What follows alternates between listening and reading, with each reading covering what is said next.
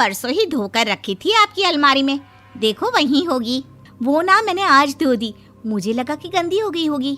अरे कैसे गंदी हो गई थी, उसे तो मैंने पहना भी नहीं। हे भगवान, इस लड़की के कपड़े धोने की आदत से परेशान हो गया हूँ मैं। जितना तो घर में राशन नहीं आता उससे कहीं ज्यादा डिटर्जेंट पाउडर का खर्चा है। इसकी शादी करवा दो, शादी। जाए अपने घर में ही करे काम, फिर चाहे घर के कपड़े धोने हो या पूरे गांव के। हाँ ठीक बोल रही हूँ, देखता हूँ मैं कोई लड़का। वो दिन भी आ जाता है जब विभा को देखने लड़के वाले आ जाते हैं। लड़की मुझे अच्छी लगी। होने वाली सास कहती है, बेटी अगर कुछ पूछना है तो पूछ लो। वैसे तो हमारी लड़की बहुत ही शर्मीली है, जो बोल दो वो मान लेती है, इसे क्या पूछना होगा। अरे कैसी बात कर रही हो माँ, मुझे इन लोगों के घर रहना है, सवाल तो कई है। हाँ हाँ बेटा पूछ लो ना, क्या पूछना है। आप लोगों के घर कपड़े कौन धोता है? सास का मुंह बन जाता है। देखो अगर तुम ये कहना चाहती हो कि तुम्हें कपड़े धोने नहीं आते तो सुन लो, कपड़े मैं ही धोती हूँ, लेकिन तुम्हारे आ जाने के बाद मैं रुमाल तक नहीं धोऊंगी। अरे चुप रहना भाग्यवान, बहू बेचारी घर आई नहीं, उसे डराना शुरू कर दिया। वो क्या है ना बिटिया, अभी तक तो ये कल्लू की माँ ही धोती थी, लेकिन अब तुम्हारे पापा तो दहेज में वॉशिंग मशीन देंगे ही। तभी विभा की माँ बोल पड़ती है, सवाल भी पूछा तो क्या। वैसे भाई साहब, मशीन की तो फिर भी कपड़े धोने की कैपेसिटी होती है। मतलब जो बिटिया दे रहे हैं ना विभा, इसे कपड़े धोने का बहुत शौक है। ये आप लोगों के क्या, आस पड़ोस गांव मोहल्ले सबके कपड़े धो दे और उफ तक ना करे। बाहर देखा नहीं आपने कितने कपड़े सूख रहे हैं, सब हमारी बिटिया ने ही तो धोए हैं। बस भी करो ना माँ, शर्म आ रही इतनी तारीफ सुनकर। और तो और एक दाग निकाल कर दिखाओ तो मान जाऊं। हाँ अच्छा माफ करना बेटा, मैंने गलत समझा, हमें तो रिश्ता बहुत पसंद है। और ऐसे जुड़ जाता है रिश्ता कपड़े धोने का शौक रखने वाली विभा का। उसकी शादी हो जाती है कोयला फैक्ट्री में काम करने वाले कल्लू के साथ। शादी के बाद अचानक विभा चिल्लाती हुई सास के पास आती है। सासू माँ, अरे सासू माँ कहाँ है आप? ये तो धोखा है, धोखा दिया आप लोगों ने मुझे। इसे ससुर के चक्कर के बारे में पता चल गया। अरे तो उसमें तुझे क्यों धोखा मिला है? अरे नल में पानी नहीं आता, कपड़े कैसे कब धुलेंगे? अच्छा तू पानी नहीं आ रहा उसकी बात कर रही है। तो आपने क्या सोचा? कुछ नहीं। अच्छा तेरी माँ ने कहा था कि कपड़े धोने का शौक है तुझे, याद आया मुझे।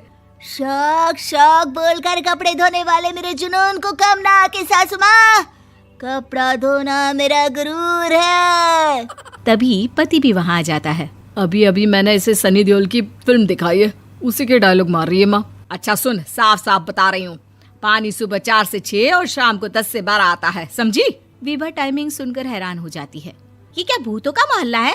सुबह 4 बजे उठकर कौन कपड़े धोता है? 4 बजे टंकी में पानी जाता है, फिर सारा दिन धोना ना, किसने मना किया? अरे कैसी बात कर रही हैं? 200 लीटर की टंकी में कितने कपड़े धो लूंगी मैं, सुबह ही उठ जाऊंगी मैं। अब क्या था, विभा सुबह 4 से लेकर रात के 12 बजे तक कपड़े ही धोती रहती। एक रोज सास पड़ोस से निकलकर कहीं जा रही होती है कि साथ वाली कहती है, हाँ कल्लू की माँ, जरा ये बताओ कि 2 साड़ी है, 2 ब्लाउज और एक पेटीकोट और एक नाड़े वाला लंबा कच्छा। हाँ तो? अरे तो क्या, कितना लोगी धुलाई ये बताओ। धोबन दिख रहे हैं हम क्या? हमारे पति सरकारी नौकरी से अभी रिटायर हुए हैं और बेटा सुपरवाइजर है कोयला फैक्ट्री में। धोबन समझ रखा है हमें? हाय रे कल्लू की अम्मा, माफ कर दो, वो तो मोहल्ले में यही सब बता रहे थे कि तुमने बहू को कपड़ा धुलवाने के काम में लगा दिया है। सास को पड़ोसन की बात सुनकर गुस्सा आ जाता है। वो घर पहुंचती है जहां घर के बाहर ही इतने सारे कपड़े सूख रहे होते हैं जितने कि किसी धोबन के घर पर। अरे ओ कल्लू की दुल्हन, बाहर निकल।